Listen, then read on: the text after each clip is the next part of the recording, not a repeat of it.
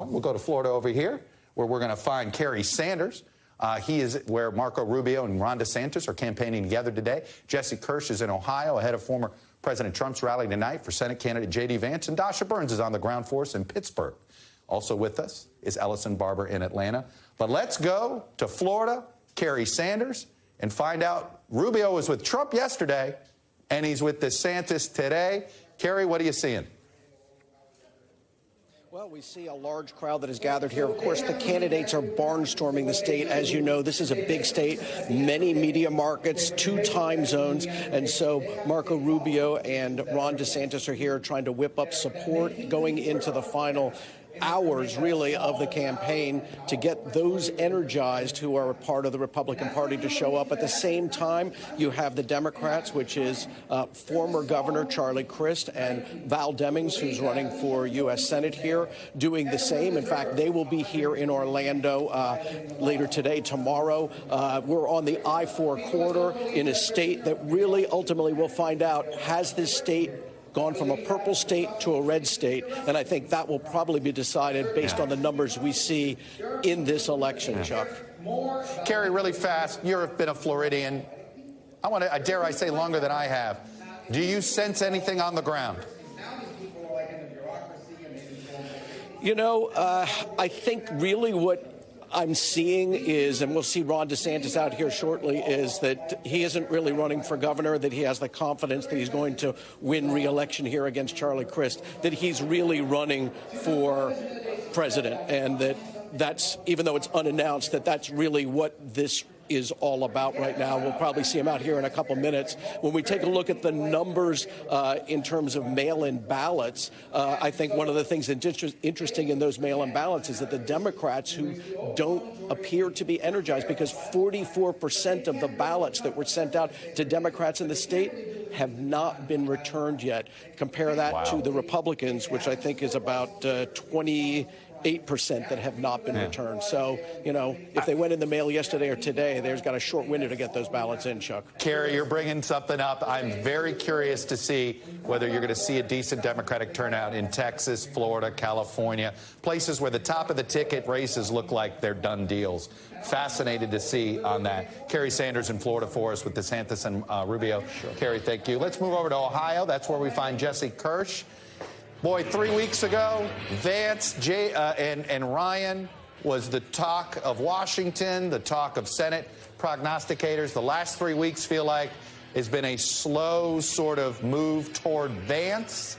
But you tell me, Jesse, what do you see? Well, I can tell you, Chuck, that we've heard both of these candidates at various points throughout the campaign brushing aside the polling here in Ohio. And specifically, what you're referring to there is seeming to look like things are pulling away for J.D. Vance. I asked Tim Ryan about this over the weekend, and he said that when he is out meeting with people, specifically in Republican-leaning areas, he says what he is feeling is not lining up with the polls. But obviously, that's coming from someone who's trying to keep this race going. So take that with however big a grain of salt you want. In this final push, though, we are looking at former President Donald Trump on the trail on election eve here in Ohio with J.D. Vance. He was with the Republican nominee a few months back as well in September. And obviously that rally led to one of the more memorable lines of this election face-off, that Ryan has tried to paint Vance as someone who will do whatever former President Donald Trump wants, which is exactly how Vance wants Ryan to be seen in terms of doing whatever President Biden and Nancy Pelosi want in Congress. And that is specifically what Ryan is trying to avoid. He wouldn't be upset if you thought he was a Republican. And in fact, we've talked with people throughout this campaign, Chuck, who have mistakenly thought he was the Republican nominee. Even J.D. Vance, in an interview with our Henry Gomez, said that he has had to explain that Ryan is not a Republican. And that's what Vance has spent a lot of time trying to do, is talk about the Tim Ryan on the trail versus the Tim Ryan who votes in Congress. And Congressman Ryan really had a lead over the summer in terms of momentum, because he was advertising, and Vance had to play catch-up this fall. He got an infusion of cash from national Republicans, which has certainly helped with his messaging. Ryan, I know when I talked to him the other day, said that he feels that the National Democratic Party possibly missed an opportunity here by not helping push him over the finish line when he was controlling that messaging so much over the summer, Chuck. There's no doubt a lot of mistakes made in August and September nationally by the Democratic Party up and down the ballot. Ohio, a glaring example there. Jesse Kirsch in Ohio for us. Jesse, thank you. All right, let's head over to Pennsylvania. Dasha Burns, she's on the west part of the state today in Pittsburgh. And Dasha, look, the cliche of it's turnout is there for a reason. And in Pennsylvania, it's that and then some.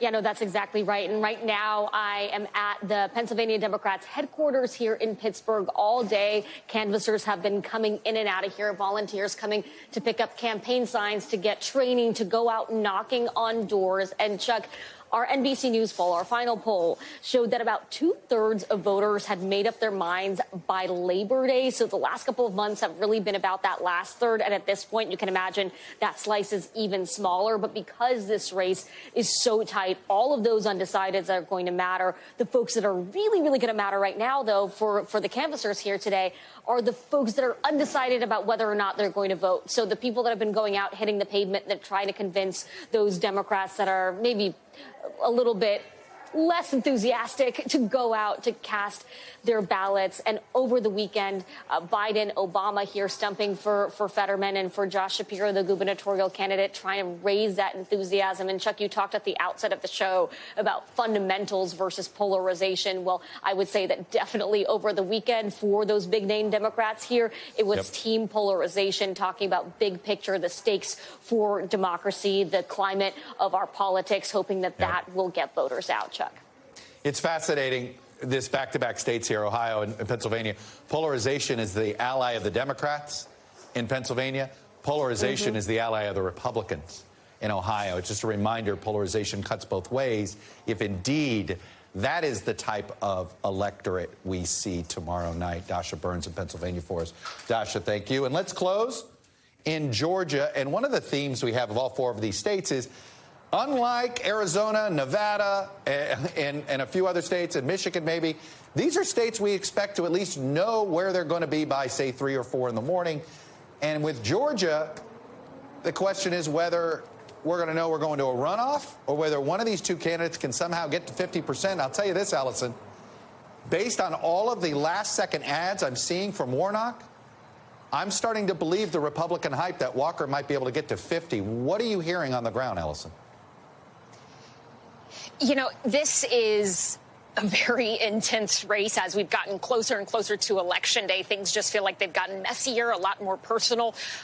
Both candidates right now in this race are arguing that the other person is ill-equipped for the job of a United States senator. You look at the polling here, and this race really cannot get much tighter. What we're seeing the candidates do right now, which we see every election, but here it feels even more important, is aggressively pushing turnout, telling everyone at different events, if you haven't voted, if you have voted, make sure everyone you possibly know that they vote as well. Because in Georgia, you can't just win with just winning. You have to have a majority of the vote, right? You have to pass the 50% threshold. And something that could be a factor here are split ticket voters. In an AJC poll, there were about 10% of Republican leading voters who said that they were going to vote for Republican incumbent Governor Brian Kemp in the gubernatorial race, but then split their ticket and either vote for Warnock in the Senate race or vote for the Libertarian candidate. That could potentially be a factor come Election Day. But what we are seeing these two candidates do in the final days is aggressively just try to drill home their message. For Walker, it has been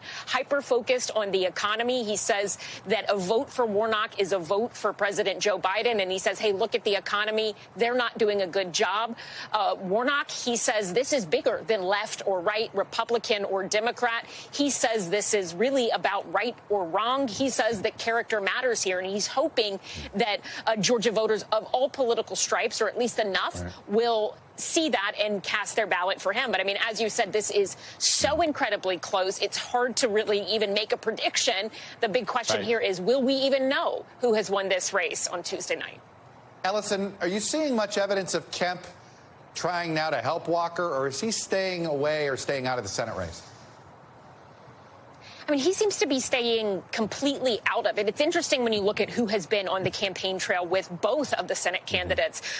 Senator Warnock, he did not have President Biden come down to campaign with him. He did have former President Obama come, but you look at Walker, he did not have former President Donald Trump come. He has not really done any events that I can remember with Kemp. Tonight, he has a rally that is about an hour after Kemp's rally further down the road. His campaign has pushed back on the notion somehow that Georgia Republicans are divided, saying, no, it's an hour apart. But just from looking at who he's been campaigning with, he's not campaigning with Kemp. He's not campaigning with former President Trump. He's having some of the big, right-wing heavy hitters nationally come down, like Senator Lindsey Graham, but not a lot of other Georgia Republicans. I only ask because we start out with Rubio and DeSantis campaigning together there at the end. We've not had that moment of Kemp and Walker doing something similar in Georgia. Fair enough, Ellison? Interesting. Something else to keep an eye on, because some people think Kemp can get a big enough number to drag Walker over the finish line. But if they're not campaigning together, does it have the same impact? Ellison, thank you. And before that, Kerry, Jesse, and Dasha, thank you all for getting us started. Thanks for watching our YouTube channel. Follow today's top stories and breaking news by downloading the NBC News app.